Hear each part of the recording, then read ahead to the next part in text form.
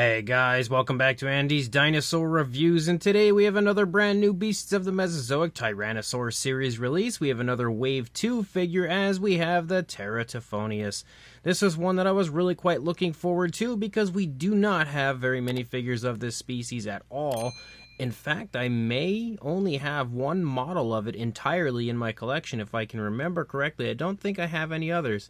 So, again, having at least another one here, especially a super articulated version from the Beasts of the Mesozoic, is really quite exciting. As per usual, you can see we've got the window area there where you can kind of get a nice sneak peek of the figure. You also have some fantastic artwork here to the right. Really cool image of the dinosaur right there, as always. Again, I love the artwork that they create for these releases. It's always just so majestic and beautiful. You can also, of course, see the Tyrannosaur series there down on the bottom, as well as the fact that this is in 1/18th scale, and then again the species name over there on the left hand side.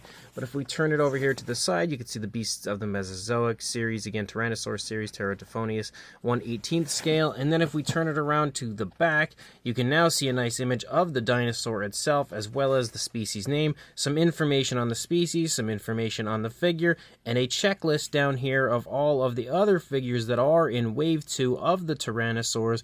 And so far we've only reviewed one of, which is the Lithronax, which is on the channel if you are interested in checking that figure out. Definitely recommend it because it's gorgeous.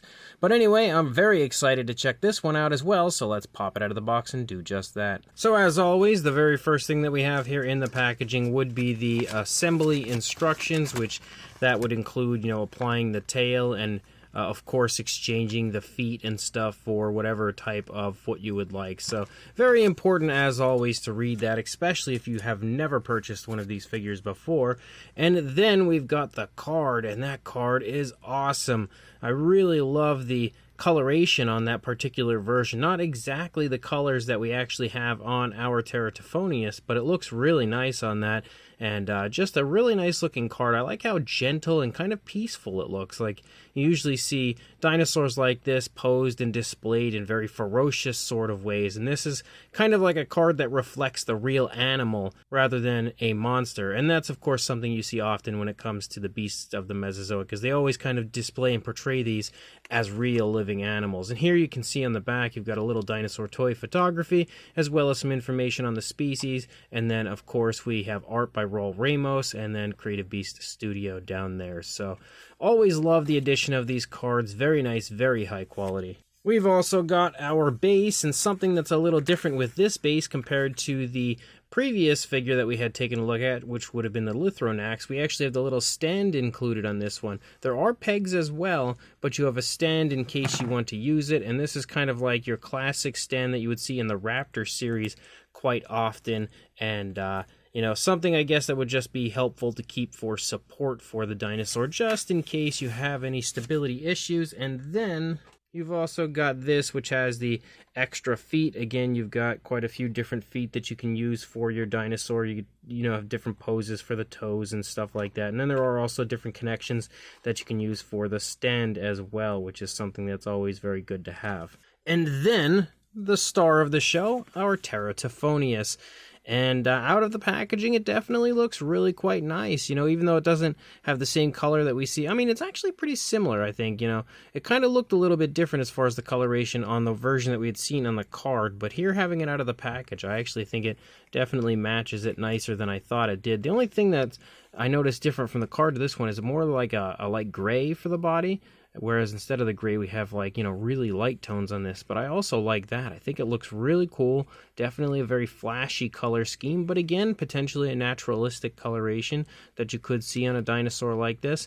And another thing you might notice straight off the bat that is different about this one compared to the Lithronax is the fact that we have the articulated legs on immediately, and you don't have the alternate legs like you did with the Lithronax, where there was like that stiff leg to kind of help it to stand, because this one's quite a bit smaller, so you don't really need that here. For the Teratophoneus version, you don't need those stiff legs or anything like that. And it looks, again, really cool here at first glance, so let's jump to a closer look at this and check it out from there. So starting up here at the head sculpt of the Teratophoneus, you can see again skin texture wise it looks really quite nice. We've got some nice finer scaling as you lead back here to the back of the head, but as you lead up toward the snout you can see the scales increase in size quite a bit.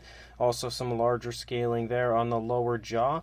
You can see the nostrils sculpted out there. You can also see quite a bit of coloration here on the face of the dinosaurs. We have some variations of like grays, we've got browns, we've got blacks, off-whites, different alternate browns and stuff. Lots of really cool coloration. Again, lots to see here as far as the coloration on the face, and that is something that we see a lot on the beasts of the Mesozoic. You always get not necessarily always super colorful, which you do get that at times as well, especially on the Teratophoneus series, but you always get a lot of color on your figures, so there's definitely no laziness when it comes to the paint apps. You can see the crest here running along the top of the head.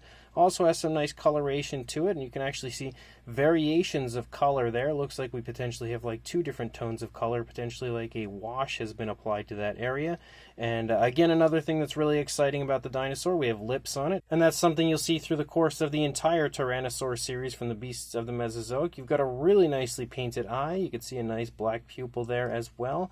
We'll take a look at it looking at us from straight forward. Definitely looks pretty nice. Again, some people have complained about how weird they look, but I mean, that's what it would look like if it were actually looking at you in real life. And if you look at most animals, when they look straight forward like that, they look a little weird. So I think that looks actually really quite nice.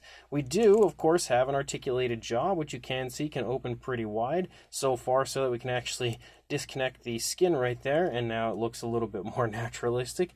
But you can see we've got a really nice pinkish tone there for the inside of the mouth. Very impressive gloss coat has been added as well, definitely giving it that saliva-like look through the course of the inside of the mouth for sure. And you can see all the teeth are sculpted really quite nicely. I think they're mostly, if my camera would focus on it, mostly sculpted individually. Maybe a few are pretty close actually. No, they do all kind of look like they're sculpted individually, and you can see they're also painted really nicely. There's definitely some room for error there, but no errors to be found on this because the paintwork is exceptionally well done. As you begin to move back a little further into the body, you see a little hanging skin here in the throat region. Also, again, some more color variation as we have some darker tones leading up and striping through. We also have black leading back from the eye, kind of circles around the eye socket, leads back into the body. You even have some pinkish tones, almost kind of similar to our Lithronax, as it had some pinkish tones on there. And you can also see, again, variations of browns and blacks and all kinds of stuff, off-whites as you move through. Just, again, a lot of color variation as you lead through the course of the figure, and that's something, again, that we see quite often. As you move the neck around, you've got two joints of articulation, so you've got one right back here and one down here. And I will say these smaller figures, even though the larger ones absolutely have been improved, especially when I look back to my Lithronax, the articulation in the head and neck is way smoother on that than it was when it comes to the Tyrannosaur in the first series. Definitely much nicer as far as the articulation, but these kind of mid-sized figures always have really nice articulation in the neck. You always have really nice mobility on these ones, and you can see we can get some nice positioning and stuff, nice posability for the dinosaur. It doesn't go down too far. That's about it as far as going down, but I think that's because of the skin right there in the neck kind of limits it a little bit, but it still works really nicely otherwise. Again, really, really nice posability on that neck. But again, if we go back to the side we were just on, as you lead down, you can see, again, really nice vibrant scale detail here moving through the course of the body. As we lead down a little bit further, you can now see, again, that the body kind of breaks up as far as the coloration goes, and all of the colors almost seem to head in their own particular direction. As the black leads up here, you've got the brown kind of running along the black, you've got like this off-white tone running along the center of the midsection, and then you have like these pinkish tones leading out onto the arms and along the lower part of the stomach, and definitely, again, provides us with quite the visual, that's for sure. Definitely, again, quite a bit of nice coloration. As you look from up here, you can see the spinal column there moving along the back. You've also got some really nice scale detail that you can see up there as well. As you move down into the arms, you can see that the arms transition back to a black there for the hands, and you can see the nails are painted really nicely. They also have a nice gloss coat on the nails, something that I like to see. Again, kind of make out some muscle definition there in the arm. You do have articulation, of course, in the arm, as you've got a spot right there in the shoulder, which comes out away from the body and goes forward and back. You've also got the elbow, which works pretty nicely and can swivel like you usually find. And then you've also got the wrist, which can move around and articulate pretty much any way you would like. Moving back into the stomach region, you've got quite a bit going on as far as like skin wrinkles and skin folds and stuff. You also have another joint of articulation right here in the midsection, which as well, again, works really smooth. But as you move back here, you can continue to see that the darker tones run along the back of the dinosaur, and you can kind of see like the black leading down. You can actually even see some variations of browns within the blacks. Looks like we might have like a brownish wash potentially that has been applied to the inner areas of the black. You can really see again some brown tones picking up here and there, and again, as you lead down, you jump back to that lighter tone, and then more of those kind of like almost pinkish brown tones and stuff. You can see just color variation for days on this. As always, you've got some nice muscle definition, very nicely displayed in the sculpt. You can see the kneecap right there, so we have more of the black running down the knee and down into the shin. You have a nice calf muscle, quite bulging there. And as you lead down into the foot sculpt, if we turn the foot a little bit, there we go. We can get a nice look at what the foot looks like. Nice scoots down the front of the leg, down into the toes.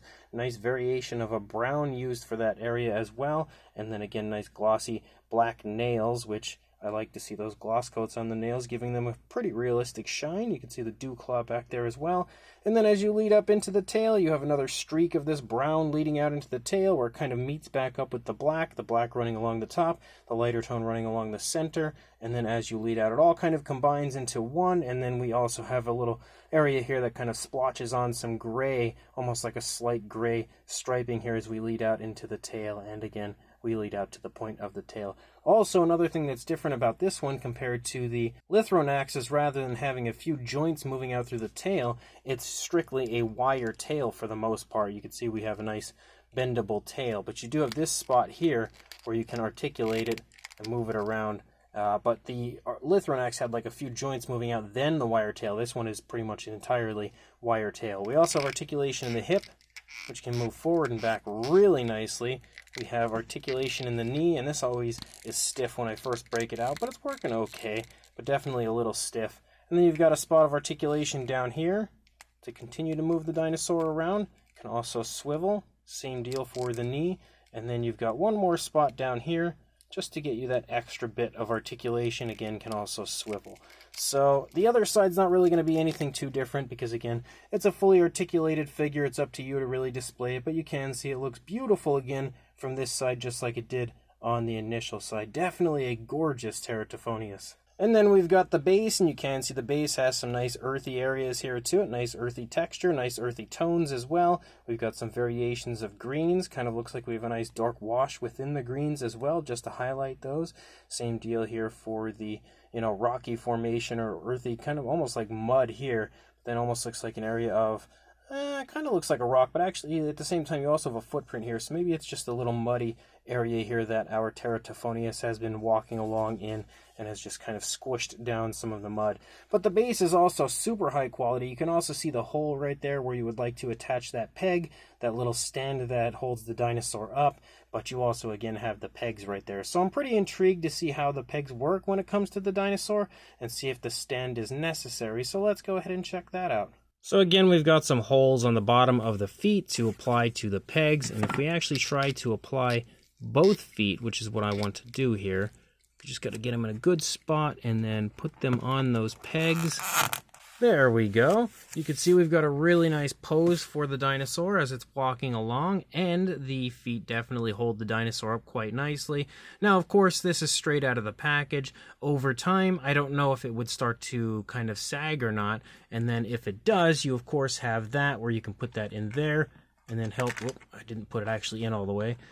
Slide that in there, and then it would help to hold the dinosaur up, just in case you want that extra assurance that it's not going to fall.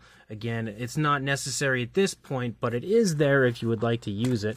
Now, let's pull it off the base and see if we can get it to stand on its own without the base. So there we go. Our Teratophoneus is standing.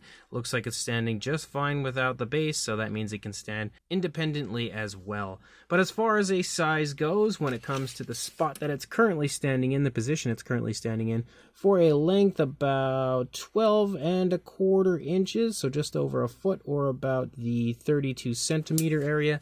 And then for a height to the back of the neck, just shy of about 4½ inches, or almost 11.5 centimeters, but again, that's of course because of the position I have it in currently. If you were to display it upright or down low, you know, it would have a much different height to it. But for a size comparison, there is Mr. Papo T-Rex, the Attack Pack Colovosaurus, and Robert Muldoon from the Mattel Jurassic World toy line next to our Beasts of the Mesozoic 1/18th scale Teratophoneus.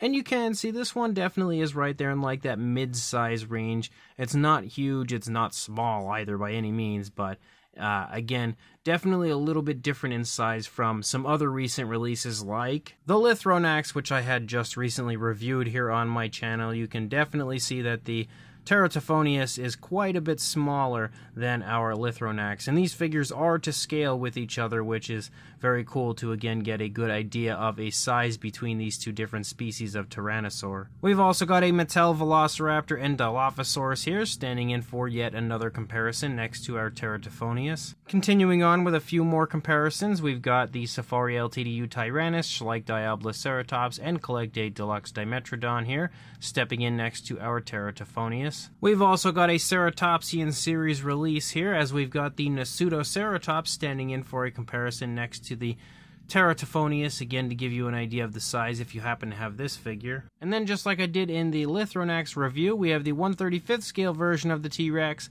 next to the 1/18th scale version of the Teratophoneus, just to give you an idea of how these figures size up next to each other, not because they are to scale with each other, because they definitely are not, but just because the 1/35th scale Rex is probably one of the more popular releases from this series, so one that I felt like would be a good one to bring in for a comparison. So this brand new Beasts of the Mesozoic Wave 2 Tyrannosaur Series 1/18th scale Teratophoneus is yet again another really beautiful figure. It's definitely not one of my favorites in the line, but that's not because it's not a good figure, because it is still an absolutely excellent figure. It's just because this line is pretty massive and there are so many awesome figures in this, like specifically the Lithronax that I recently reviewed. But that being said, when it comes to a Teratophoneus, this thing is gorgeous. They did a great job on the sculpt, very highly detailed as usual, really nice, really vibrant sculpt and detail throughout. Also looks exceptionally accurate to me, and again, the inclusion of lips is always a great thing. But we also have a pretty cool paint scheme for this one. I think the coloration looks almost like a feast for the eyes, because there's so much going on as far as the patterning and the colors and everything on this one that definitely makes it stand out in my opinion, and at the same time looks, you know, potentially naturalistic, potentially like the coloration this dinosaur could be. Again, continuing to do things like dry brushing and washes and all sorts of different techniques to really make the detail pop, and I think that's yet another one of the many reasons why the Beasts of the Mesozoic figures always look so good.